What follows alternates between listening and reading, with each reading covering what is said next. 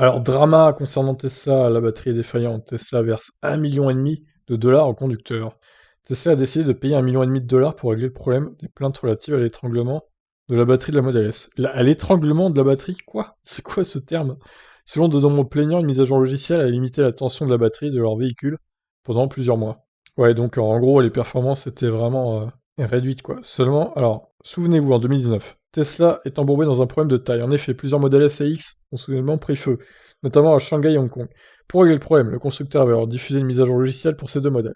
Le but étant ici de réviser les paramètres de charge et de gestion thermique afin de protéger davantage la batterie et d'améliorer sa longévité. Seulement, il s'est avéré que ce correctif a eu pour effet de réduire la tension maximale de la batterie pendant plusieurs mois, ce qui a poussé de nombreux propriétaires à poursuivre Tesla en justice.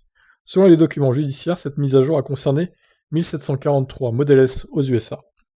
Et alors que Tesla avait assuré que cette baisse de tension était temporaire, certains plaignants ont subi une réduction de 10% de la capacité totale de la batterie pendant 3 mois, et une réduction de 7% 7 mois après le déploiement d'un patch. Ok, en mars 2020, Tesla a diffusé une mise à jour finale pour régler définitivement le problème. Et si la grande majorité des clients concernés a vu la tension maximale de la batterie restaurée, d'autres ont dû passer par la case remplacement.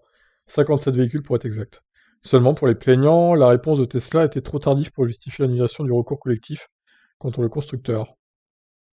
Ok. Et pour justement mettre fin à cette bataille judiciaire, Tesla a accepté ce vendredi 30 juillet de verser 1,5 million de dédommagement aux conducteurs lésés. Alors, pas à chacun, hein, vous aurez compris que là, ça serait trop facile du coup. Attention toutefois, une grande partie de la somme servira en réalité à régler les frais d'avocat.